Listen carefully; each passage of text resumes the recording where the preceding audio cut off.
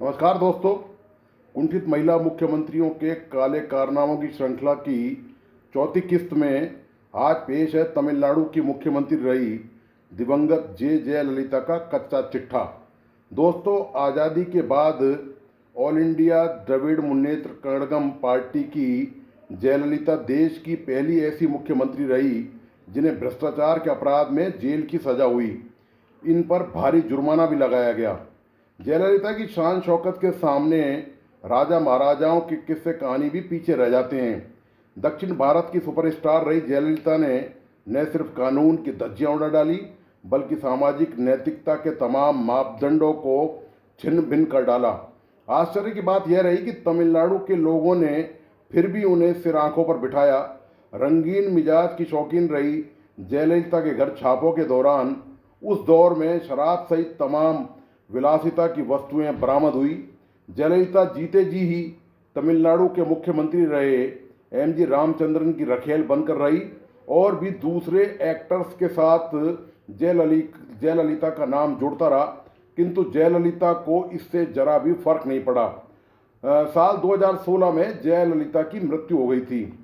90 के दशक की खूबसूरत और प्रभावशाली अभिनेत्री जयललिता न केवल साउथ सिनेमा की टॉप एक्ट्रेस रही बल्कि उनका नाम भारत की सबसे अमीर अभिनेत्रियों में भी शामिल रहा। जयललिता की विवादित पर्सनल और लव लाइफ, जयललिता जितनी अपनी दौलत और करियर को लेकर चर्चा में रही उतनी उनकी पर्सनल और लव लाइफ भी सुर्खियों में रही। अपने करियर के पीक पर जयललिता को एक्टर शोभन बाबू से प्यार हो गया था। दोनों को अक्सर पार्टी और फैमिली फंक्शन में एक साथ देखा जाता था। धीरे धीरे गहरे रिश्ते में बदली और जयललिता ने उन्हें शादी के लिए प्रपोज भी किया। शोभन बाबू के साथ उनकी आखिरी फिल्म डॉक्टर बाबू थी। इसके बाद उन्होंने फिल्मों से दूरी बना ली थी। फिल्मी दुनिया जयललिता के जीवन का सबसे बड़ा मोड़ तब आया जब उनके करीबी और तमिलनाडु के मुख्यमंत्री एमजी रामचंद्रन, जिन्हें एमजीआर भी कहा जाता है, ने उन्हें राजनीति में आने की सलाह दी। महज 31 साल की उम्र में फिल्मों को अलविदा कह दिया और एआईडीएमके पार्टी से जयललिता जुड़ गई। राजनीति में कदम रखते ही जयललिता का कद तेजी से बढ़ने लगा था। पार्टी और सरकार में उनकी मजबूत पकड़ को देखकर पक्ष और विपक्ष दोनों ने उन्हें निशाना बनाना शुरू कर दिया था। इस दौरान उनके और एमजीआर के रिश्तों को लेकर भी चर्चाएं तेज हो गई थी। कहा जाता है कि जयललिता उनसे शादी करना चाहती थी, लेकिन ये रिश्ता कभी शादी तक नहीं पहुंच पाया। 1996 में बतौर मुख्यमंत्री 5 साल पूरे करने के बाद जयललिता चुनाव की तैयारी में थी कि उस समय उन पर आय से अधिक संपत्ति मामले में 48 केस दर्ज हुए और उन्हें जेल जाना पड़ा।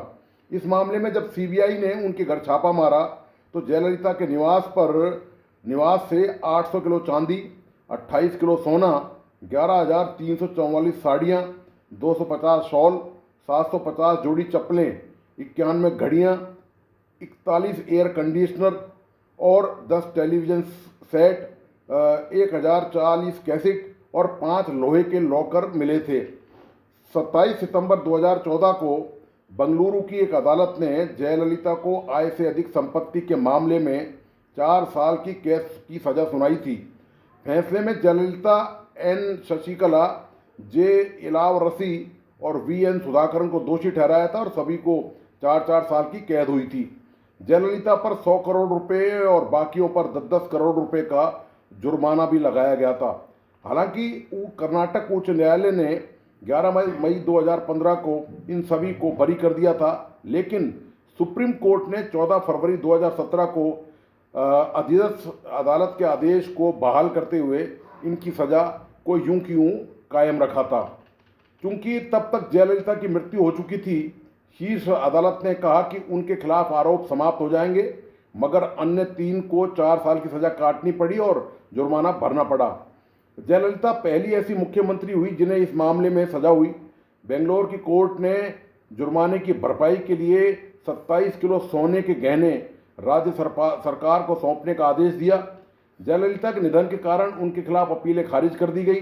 इस फैसले का राजनीतिक परिणाम यह हुआ कि शशिकला, जिन्होंने सर्वोच्च न्यायालय द्वारा फैसला सुनाए जाने से कुछ दिन पहले तमिलनाडु के मुख्यमंत्री के रूप में शपथ लेने का दावा किया था, को 15 फरवरी 2017 को बेंगलुरु में उनकी शेष सजा काटने के लिए जेल भेज दिया गया था।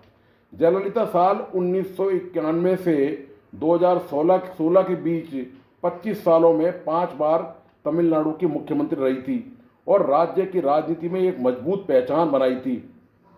तमिलनाडु की राजनीति में 68 साल की जयललिता के करिश्माई व्यक्तित्व का अंदाजा इसी बात से लगाया जा सकता है कि जब 2014 लोकसभा चुनाव में नरेंद्र मोदी की बाकी राज्यों में आंधी चल रही थी, उस दौरान जयललिता की पार्टी को तमिलनाडु में 39 में से 37 सीटों पर जीत मिली थी। जयललिता अपने राजनीतिक गुरु एमजी रामचंद्रन के बाद सत्ता में लगातार दूसरी बार आने वाली तमिलनाडु की पहली राजनीतिक बनी थी। तमिलनाडु में सिर्फ एमजी रामचंद्रन थे जिन्होंने 1977 से 1988 तक लगातार 3 चुनाव जीतकर हैट्रिक लगाई थी। जयललिता ने एमजीआर के निधन से काफ़ी पहले ही पार्टी में अपना पैर जमाने शुरू कर दिए थे। बात 1984 के आखिरी महीनों की थी। एमजीआर को दिल का दौरा पड़ा, जिसके बाद उन्हें अमेरिका के एक अस्पताल में भर्ती कराया गया। इस वक्त जयललिता, जिन्हें सक्रिय राजनीति में शामिल हुए केवल 2 वर्ष ही हुए थे और 1 साल पहले ही यानी 1983 में राज्यसभा की सदस्य बनी थी, के मन में तमिलनाडु की कमान संभालने का ख्याल आया। उन्होंने तत्कालीन प्रधानमंत्री राजीव गांधी और राज्यपाल एसएल खुराना से मिलकर मुख्यमंत्री के पद पर दावा ठोक दिया। हालांकि उनकी यह कोशिश परवान नहीं चढ़ पाई, क्योंकि पार्टी के ही एक धड़े ने इसका विरोध करना शुरू कर दिया था। जयललिता की इस कवायद ने एमजीआर को भी नाराज कर दिया और अमेरिका से लौटते ही उन्होंने उन्हें संसद में पार्टी की उपनेता पद से हटा दिया। एमजीआर और जयललिता के संबंधों में भी उतार चढ़ाव लगातार आता रहा। उन्होंने उन्हें पार्टी के प्रोपेगेंडा सचिव के साथ साथ राज्यसभा का सदस्य भी बनाया, लेकिन पार्टी में जयललिता का इतना विरोध हुआ कि एमजीआर को उन्हें सचिव पद से हटाना पड़ा। इस बीच एमजीआर गंभीर रूप से बीमार हो गए थे। जब उनका देहांत हुआ तो उनके परिवार वालों ने जयललिता को उनके घर तक में घुसने नहीं दिया। 1987 में एमजीआर के निधन के होने पर उनकी पत्नी जानकी रामचंद्रन मुख्यमंत्री बनी, लेकिन वे मुश्किल से 24 दिन ही कुर्सी पर आसीन रह सकी। विश्वास प्रस्ताव वाले दिन तमिलनाडु विधानसभा में हंगामा हो गया, जिसकी वजह से राजीव गांधी ने जानकी सरकार को भंग कर राष्ट्रपति शासन लागू कर दिया। राष्ट्रपति शासन हटने के बाद चुनाव में एम करुणानिधि की द्रमुक ने भारी जीत हासिल की। दूसरी तरफ अन्ना द्रमुक की कमान पूरी तरह से जयललिता के हाथों में आ गई थी।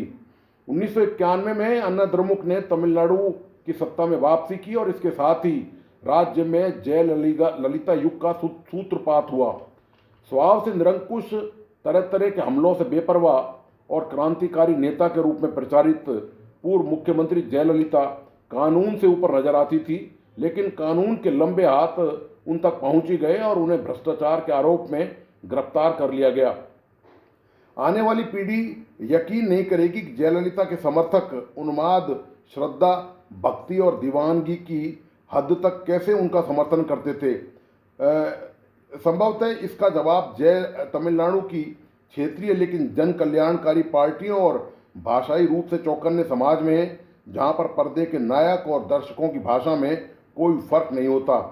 भ्रष्टाचार और नैतिकता की तमाम मर्यादाओं को तार तार करने के बावजूद लोग जयललिता को उसी तरह देवी मानते थे जैसे आज की तारीख में कई बाबाओं के काले कारनामे जाहिर होने के बावजूद उनके भक्तों का विश्वास कम नहीं होता। 1 अक्टूबर 2014 को वेल्लोर नगर परिषद ने बेंगलुरु की विशेष अदालत के न्यायाधीश जॉन माइकल कुन्हा के खिलाफ एक प्रस्ताव पारित किया था। प्रस्ताव में परिषद ने दावा किया कि एक साधारण मनुष्य द्वारा एक देवी को दंडित करने का अधिकार जताने की हिम्मत देखकर वे स्तब्ध हैं। तो ये दोस्तों जयललिता का करिश्मा था।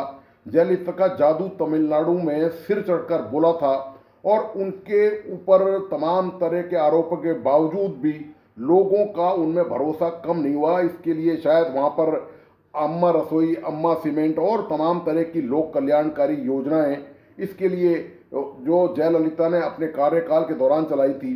तो जयललिता का एक तो रुपहले पर्दे पर जो उनका व्यक्तित्व था जो उन्होंने शानदार अपना फिल्मी कैरियर बनाया। उसके अलावा मुख्यमंत्री बनने के बाद उन्होंने जो जन कल्याणकारी योजना लागू की, उससे वो तमिलनाडु के लोगों के दिल दिमाग पर पूरी तरह छा गई। लेकिन इतना ज़बरदस्त इम्प्रेशन उनका था लोगों के दिमाग में कि उन पर तमाम तरह के अनैतिकता के आरोप और भ्रष्टाचार के आरोप भी उनकी यादों को, उनके लगाव को लोगों में कम नहीं हो सका। वो लगातार कायम रहा और मरते दम तक उनके साथ लोगों का यही विश्वास कायम रहा कि ये असाधारण महिला है, इनका रूप शायद देवी का है। तो दोस्तों, आपको आज का ये विश्लेषण कैसा लगा, प्लीज़ अपने लाइक एंड कमेंट के साथ बताइए। इस वीडियो को अपने दोस्तों और परिजनों को शेयर करना नहीं भूलें। मेरा तमाम दोस्तों से आग्रह कि प्लीज़ इस यूट्यूब चैनल को लाइक करें, सब्सक्राइब करें और बेल आइकॉन का बटन ज़रूर दबाइए। धन्यवाद, नमस्कार।